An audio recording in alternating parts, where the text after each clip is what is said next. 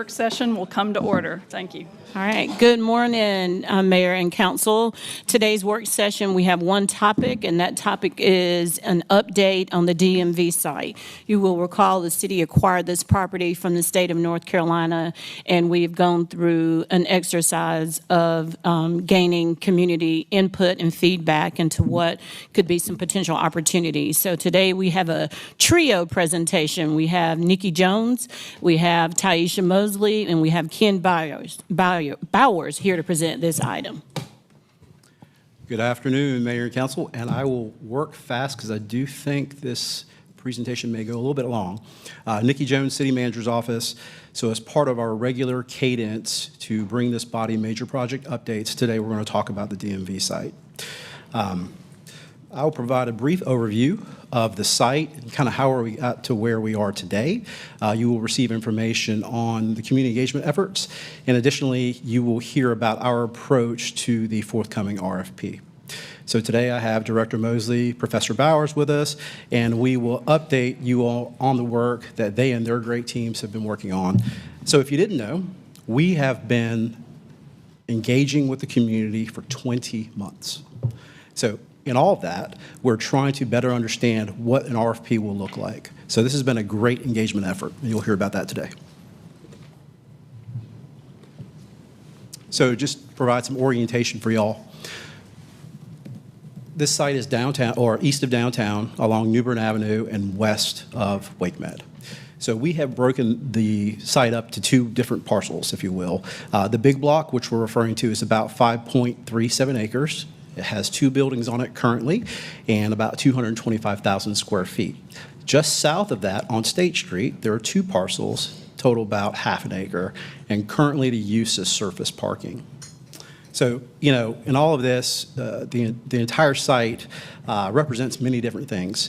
Certainly represents fortitude and vision from the elected officials, city leadership, represents opportunity, we think, for engagement, affordable housing, transit, of course, and ultimately represents community. So in our conversations, we've been talking about how do we connect this project, this unique project, to the surrounding neighborhoods in a very thoughtful way to represent the past, the present, and the future.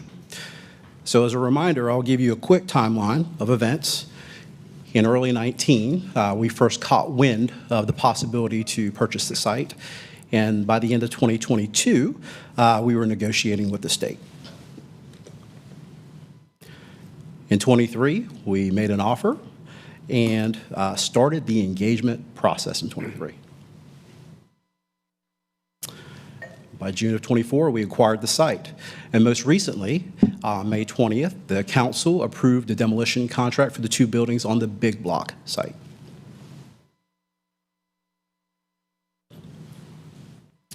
And we anticipate demolition being complete on the big block site, if you will, this time next year.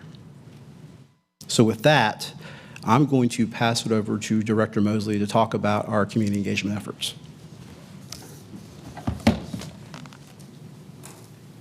Good morning, Mayor, Council, City Manager, Taisha Mosley with the Community Engagement Office. So we spent a little bit of time talking about the site. As you can guess, we are now going to shift to discussing the community.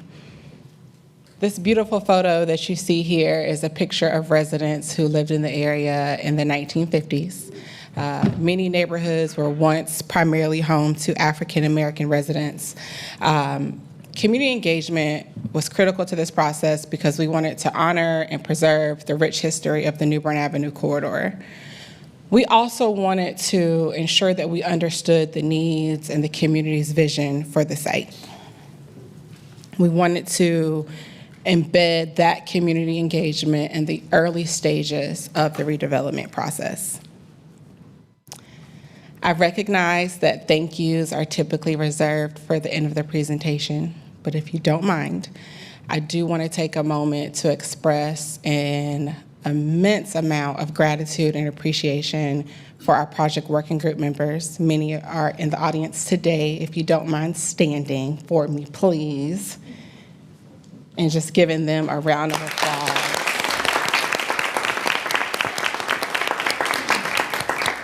you're going to hear me talk about them for the next 10 minutes and raving about them. I appreciate you all. I love you deeply, and I thank you for your work. All right, so I just want to remind council that the community engagement framework was the roadmap to our work. It included 4 steps. Step 1 was the research. This is when we began in October of 2023, having conversations and engagement with residents and trying to gain input and ideas around how we could best inform engagement for the site. We began conversations with organizations like Prosper Portland and Williams and Russell CDC, who had a lot of engagement, who had a lot of experience with engagement and redevelopment processes. And we took their experiences and best practices and we brought that back here to figure out how we can incorporate it in Raleigh.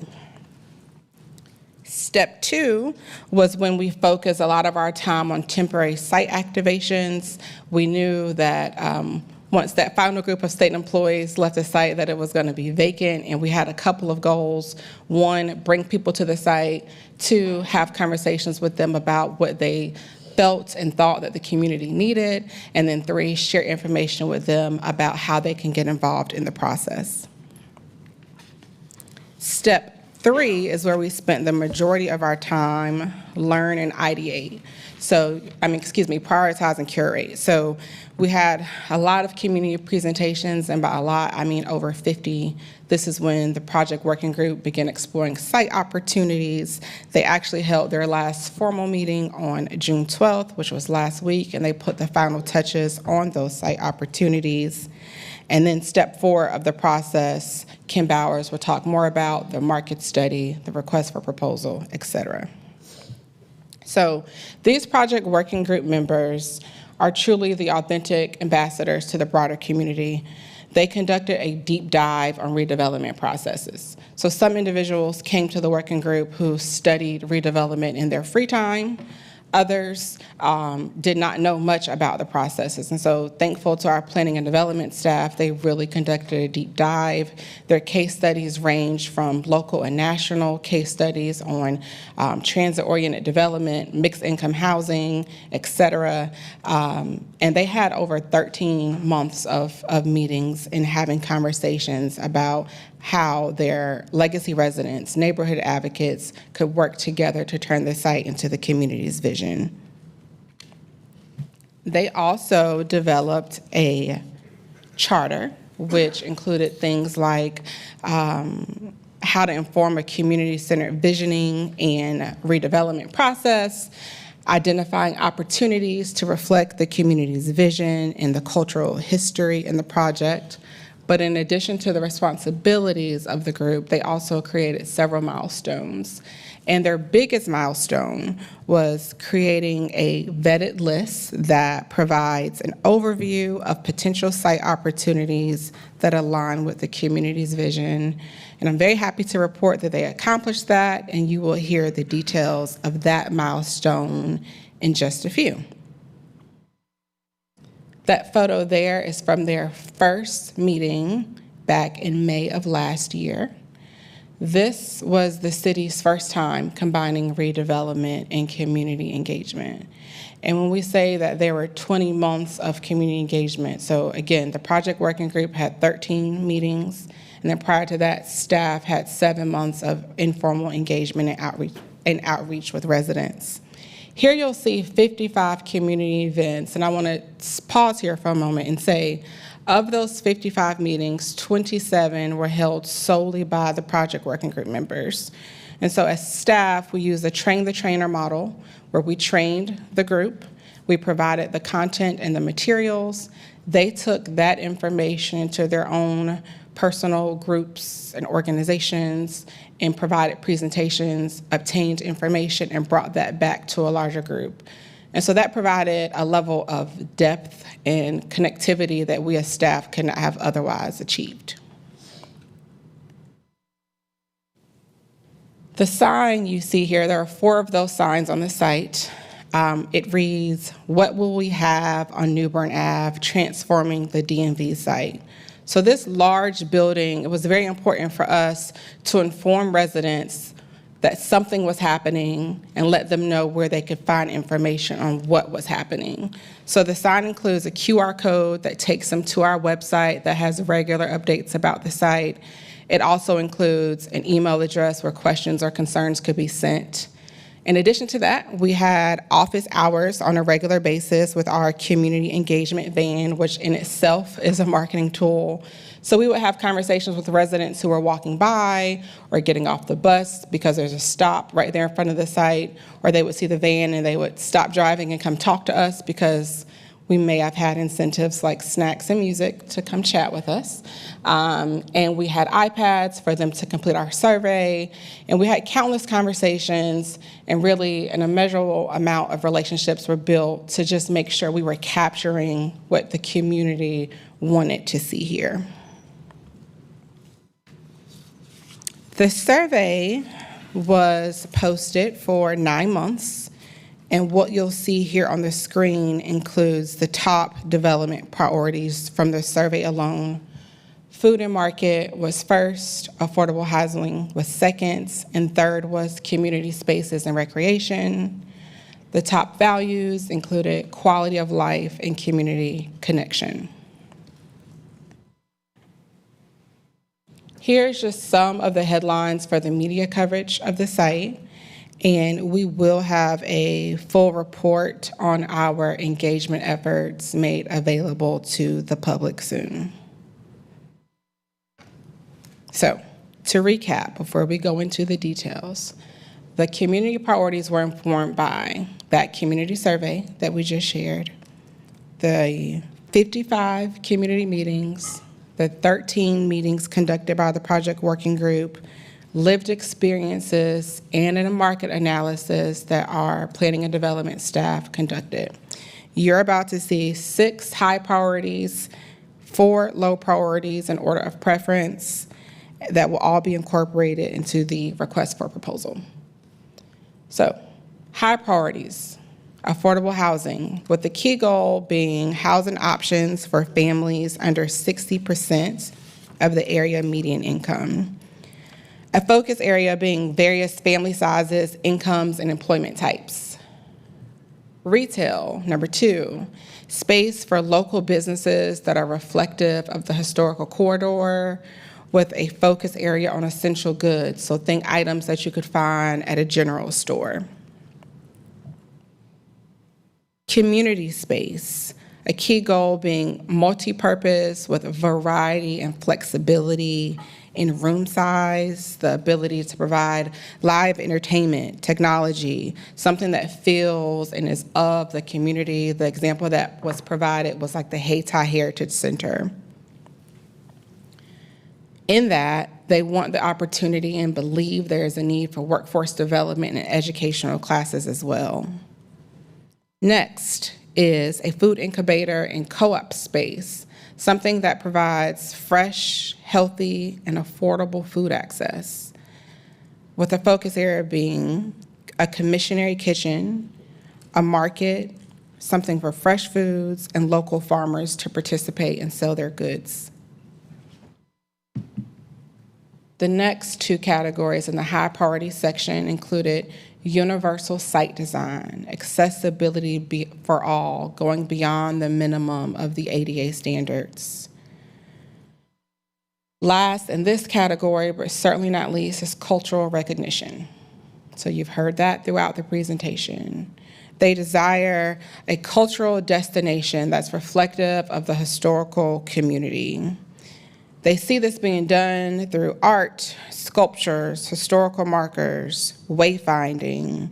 Some of the artifacts that are used at Chavis Community Center was used as an example. In the low priorities categories included sustainability and innovation. What they desire is varied architectural style and project creativity. And then lastly, our child care options. A drop-in daycare was used as a key goal, and a focus area being variety in child care options. Now, I would be remiss if I stood before you and painted a picture that everything about this process was perfect, because it was not. There were tough conversations, there were healthy debates, There was uncertainty at times, as frequent as their meeting last week. There are ongoing concerns about the change in the neighborhoods and about the rising tax values in this area. A big part of the conversation last week was about how anti-displacement strategies can be incorporated, studied, and implemented. We also had conversations in their final meeting about what motivated you to participate in this process. And someone said they did so because of the community's history and the chance to shape the future of it. We also asked, what were you most proud of? And the comment was that they were most proud of the collaboration and connection to city staff. I don't know about you, but to me that speaks volumes. And so with that, again, I say thank you, and I will turn it over to Kim Bowers.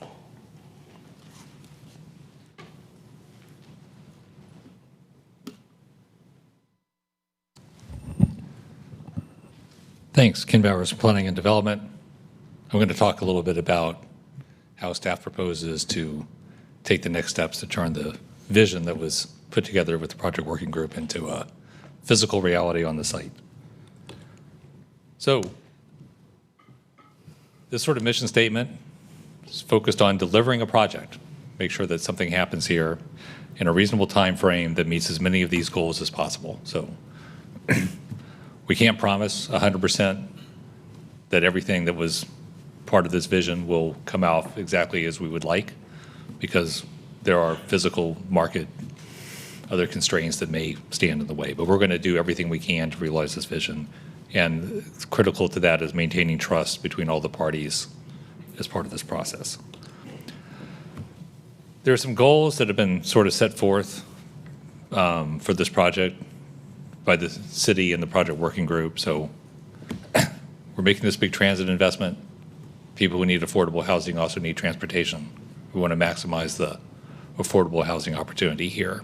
We also want to support bus rapid transit, putting more people along it. A lot of New Bern Avenue doesn't have a lot of opportunities for redevelopment. This is a large rectangular site where it can accommodate a significant amount of new residents.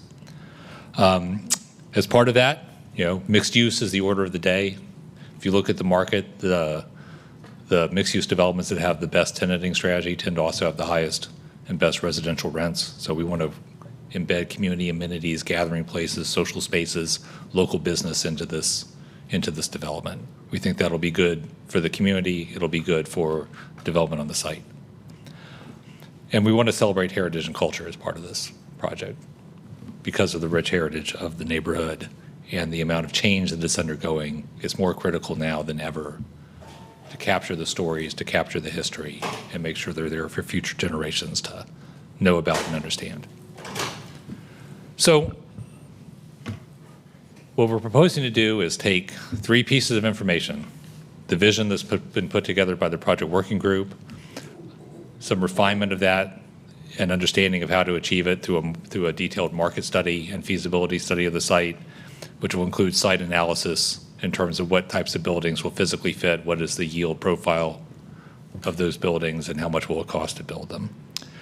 We're then proposing another little change to our process, which is to do a 2-step process of a request for qualifications followed by specific proposals. Why are we doing that? It will extend the timeline a little bit, but we think that adds significant value, and it's not unknown.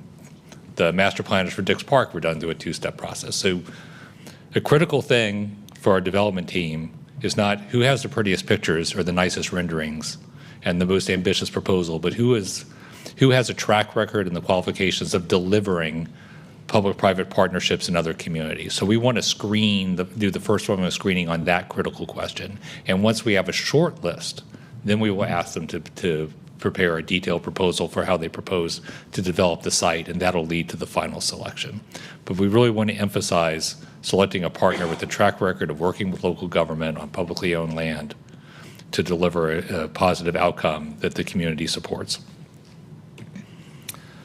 We have some assumptions going into this. We call them preliminary because they may not be correct, and we're going to look at this. But we know that we have a little less than 5.5 acres on the big block, And we think that an affordable project that meets our target will occupy about a third or more of that site. And that we would want to have some outdoor amenity space, some internal circulation. This block is bigger than some of the adjacent blocks. You can see where Cotton Place coming in from the west dead ends into this block. So we want to have some opportunities for open space and circulation. That'll leave around 3 acres for market rate uses, which would be where the mixed uses would go. Because the affordable housing, by virtue of the way it's financed, will tend to be mostly 100% residential projects. So the opportunity for all the other uses will be in some sort of mixed-use building. The parcels down on State Street, south of Martin, or south of Hargett Street, we think could be leased and sold separately, ideally to small local developers through the city's small-scale development process. Now, to help inform the project working group, staff did an in-house, sort of less robust market scan, so we're calling it a scan as opposed to a full study, kind of looking at the 6 top priority community uses. So affordable housing, clearly there's an endless need for affordable housing. The site's a good fit for it, good location for it. Market rate housing, we looked at what are the rents in East Raleigh. They seem to be commensurate with rents in other parts of the city, fully supportive of mid-rise construction. A grocery, some sort of food store. We think, and we talked with the project working group, trying to angle for a full-service 45,000 square foot grocery store would disrupt the entire program. You'd have to design everything around it. You'd have to give a ton of concessions. We already know there's a market rate developer trying to land one just down the street. So if we're going to do a food market here, we think a smaller, more nimble operator that can go into easily fit into the ground floor retail spaces that you would find in a mixed-use building would be the right fit. Could even be a food co-op or some other type of non-traditional grocer. Food hall and restaurants, the city has 2 food halls. Both of them are quite successful. Morgan Street and Transfer Company. There may be room for another one. It needs to differentiate itself in some way in terms of its particular mix and orientation from the ones that we already have. Health and wellness, very dependent on type. We want our consultants to take a little bit harder look at that than we were able to because that's a unique market. And then, any sort of open space, community space on the site needs to recognize that we have 2 great open space resources. We have Roberts Park and we have Tarboro Road Community Center, which is about to be reconstructed. And so we want to complement those existing resources. What are the lessons from Moore Square? We were recently in front of you talking about Moore Square. One is that our ability and timing of delivering the project is going to be very dependent on things outside of our control in the macroeconomy. Where are interest rates? Where are rents trending? What are construction materials costing? What is the cost of labor, et cetera? But we do think that by doing more due diligence on the front end, we can set realistic goals that will be more achievable. We also believe that robust community engagement was essential to discovering what the needs and priorities were for the community. The other thing is that we want the affordable component not necessarily to run out in front of everything else. And I'll get to that in the next slide as it relates to financing. In Moore Square, we advanced the affordable housing on a much more aggressive time frame than the rest of the development. There's been some implications from doing that. What we want to aim for here is to achieve in reality what we're still attempting to achieve with Moore Square, which is that the city's investment in the land is the source of the subsidy for the affordable component. So we want it to be kind of largely self-financing and calibrate the amount of market rate development to amount of affordable development so that to the maximum extent that we can achieve it, the land value that is created by the market rate development is the source of the gap financing for the affordable development. And that may influence how many of units are in the affordable development, how large the market rate development is, et cetera. But we do believe, and this is a back of the envelope calculation that'll be substantiated and refined with the market study, that there's enough market rate land value here to fill that gap for a traditional 100 to 120 unit affordable housing component. Doing that would preserve our affordable housing resources to continue our programs to finance affordable housing around the city, which we think is critical for that need. It's likely that affordable housing here, because it has to be built more compactly than is typical for tax credit funded projects, will have a larger gap per unit as a result, in the same way that we have a much larger gap per unit on Moore Square. But again, even that notwithstanding, we believe that this can all balance out mostly on the site. So how are we integrating community feedback? We have the three major things that we're trying to put together and how we're going to score the proposals when they come in. We've got the results of the broader community survey. We have the priorities, both high priorities and low priorities as identified by the project working group, and then we have any other city requirements and considerations. Now, there's two approaches for an RFP, and I'm talking specifically about the big block because we've already talked about the small parcel south of Hargett Street being part of a separate solicitation process. One is a single RFP to identify a development team, and I want to stress the team because I don't think any one developer is going to take on the entire thing. There'll be probably a partnership with an affordable developer and one or more market rate developers. So the other approach is to subdivide the block into smaller parcels and do separate RFPs for each of those. So I'm going to talk a little bit about the pros and cons. I think this is staff estimates, and I don't want to focus on the numbers too much, but based on sort of our initial math, we think that if you did a single RFP, what you would probably end up with is a mid-rise apartment building of around 325 units, maybe more, financing 110 affordable units. And that the amount that 325 market rate units would generate in terms of land value would be around $10 million. If you break it up, it's probably going to end up with the big mid-rise apartment building, which is not everyone's favorite form of development, is the most efficient in terms of getting to around 100 to 110 units an acre at a reasonable cost of construction. If you break the site up and you want to appeal to smaller builders, you're probably going to need to do townhouses and other lower scale products that are built under the residential code as part of that. And one of the trade-offs is you'll probably end up with a lower total yield of units for that, and as a result, probably a lower amount of funding for affordable housing. And it'll probably take a little longer just because it takes longer to do multiple RFPs. I think the other thing about it is that in order to subdivide the site, we have to draw lines and do a survey. In order to know where to draw the lines, the city is essentially master planning the site and dividing and deciding how much of land will be allocated to each use in advance. And I think one of the questions we have is we can use the market study to look at that. Do we feel like we'll have enough information to effectively master plan and subdivide the site for these RFPs? But it would lead to some diversification and probably would allow us to create smaller chunks that would appeal to smaller localized builders. So those are sort of staff's view of the trade-offs of those two approaches.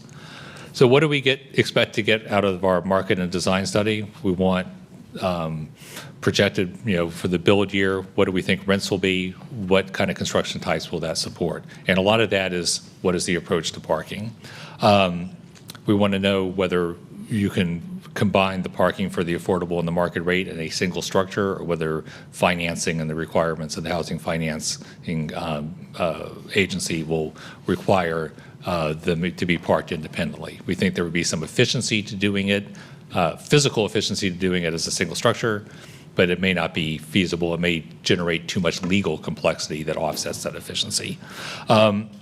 We want to really dive into those priority uses and get a better sense of how much square footage is viable for each of those.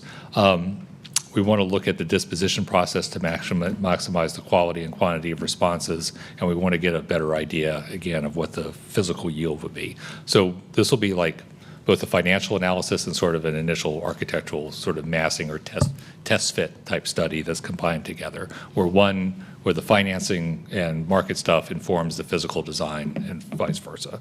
Won't be a binding design, but it'll give us a good idea of what the options are. So we have that RFP ready, very close to ready to go. We're hoping potentially to issue it as early as tomorrow, but certainly this week. We'll report the results of that back to City Council this fall, and then we will issue either a single or multiple RFQs followed by RFPs for the main site following that study. And then we'll be back again in the spring with a recommended development partner. So that's our general timeline.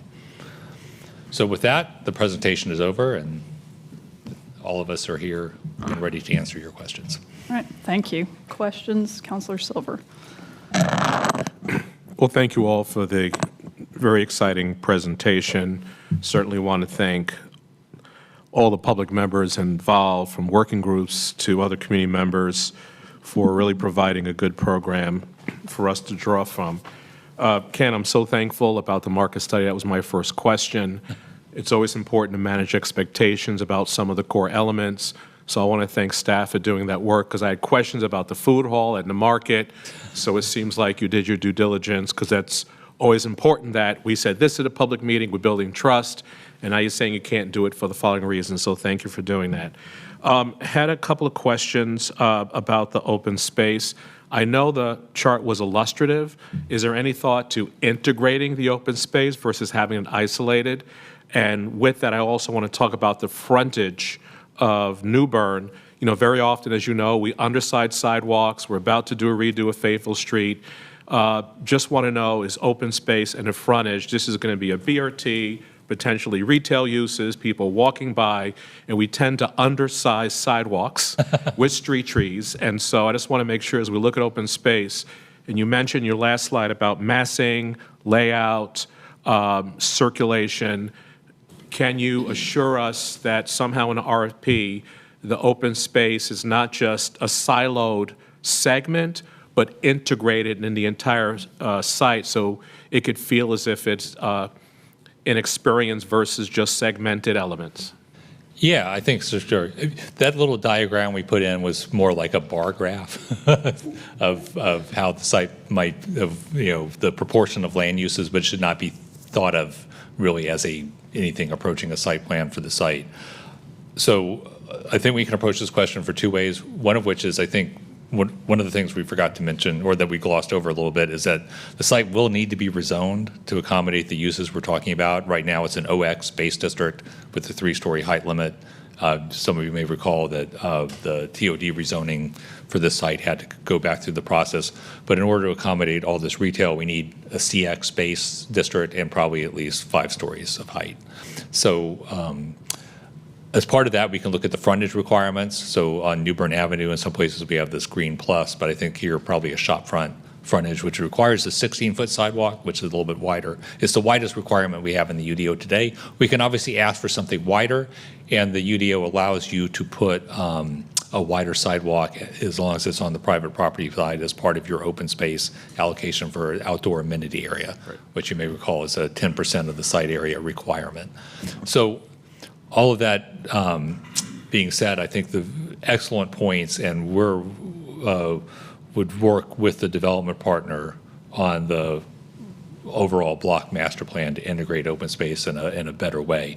Another thing that the project working group wanted was universal site design, and we think that's a very worthy goal, probably a very achievable goal, because we don't have to work with very much topography. It'd be hard to find a flatter and more rectangular block to build on in Raleigh than the former DMV headquarters, but it's a worthy goal to incorporate into the landscape design of this. My last question is, you offered an option for 2 different approaches. One is just one RFP versus multiple. You had kind of a half-acre site. Was that part of the one RFP to include that, or you were trying to, I just want to understand, was that included, because you said separate RFP on your opening slide, and when you said, we're talking about the big block. Right. We're just talking about the big block, whether to issue a single RFP for a team or to subdivide the big block into multiple parcels. The half acre is the 2 parcels that were overflow surface parking for DMV that are on the south. They're on the corner of Hargett and State Street, and we agree that there's no particular reason to bundle those properties with the big block, because they're not physically connected, they're not very large, and that provides a great opportunity to allow a smaller scale builder to come in. And the city already has an established small scale NOFA program to support development on sites like that, which we could just utilize that process, which is managed by our Housing and Neighborhoods Department for those. And those might be great places for all manner of smaller scale residential that fits in the neighborhood context. Yeah. For my colleagues, they probably lean toward option 1 of one RFP, but I just want to put out there, but thank you for both you and Ms. Mosley, everyone who weighed in on this one. It's very exciting direction. Yep. Counselor Branch. First of all, thank you, staff, for the presentation. Also, thanks to community members for your time. Basically, you gave a year and a half of your life to try to help us figure out what to do with this. So I say thank you for that work and that commitment. So I have a couple questions here. One of my questions is, have we had any conversations, one with Martin Street Baptist Church? Because the parcel that you and Councilor Silver were just talking about is adjacent to their properties. And I was wondering, has there been conversation, and where is it? Yes, Dr. Singleton, Pastor Singleton, is a member of the project working group. So yes, those conversations are happening, and he's aware of everything that we've talked about. Are we aware of any plans that the church may have?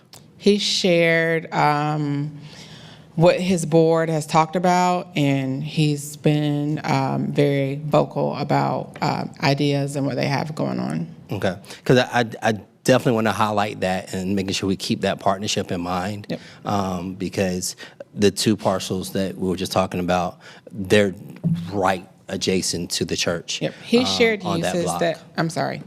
No, go ahead. He shared uses that they have for like different events that they've used it for. We've talked to him about some temporary site activations or some more permanent opportunities for the site, so he is aware. Okay.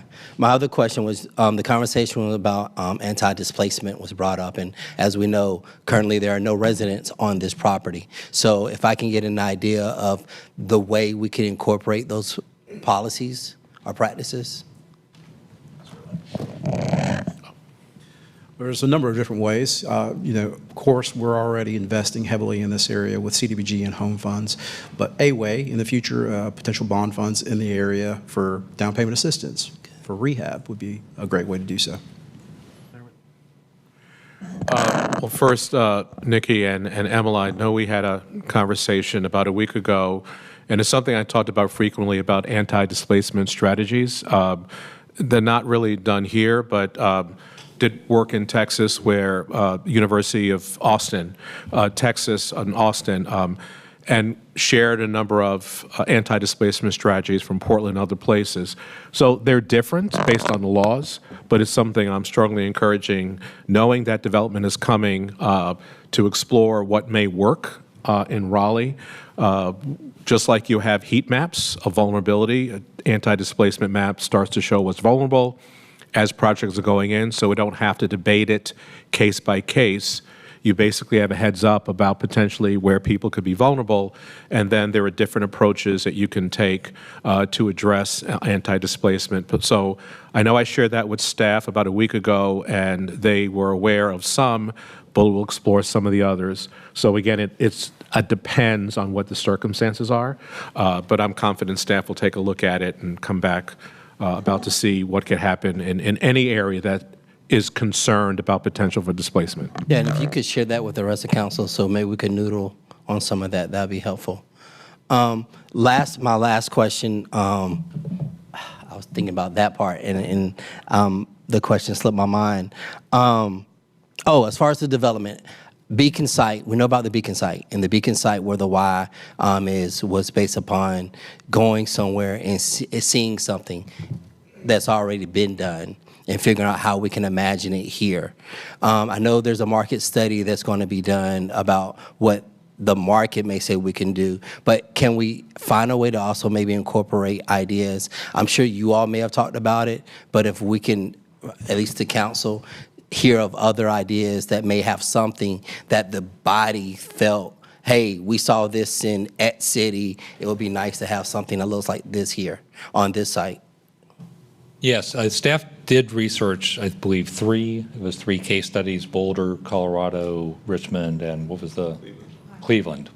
For lessons learned from those dispositions, all of which Richmond's is still in process, but Boulder had gone through and gotten a successful outcome, and sort of what were the lessons learned from those. And we can ask the market study consultants to do some additional research of disposition processes that they think went particularly well that could be models for ours.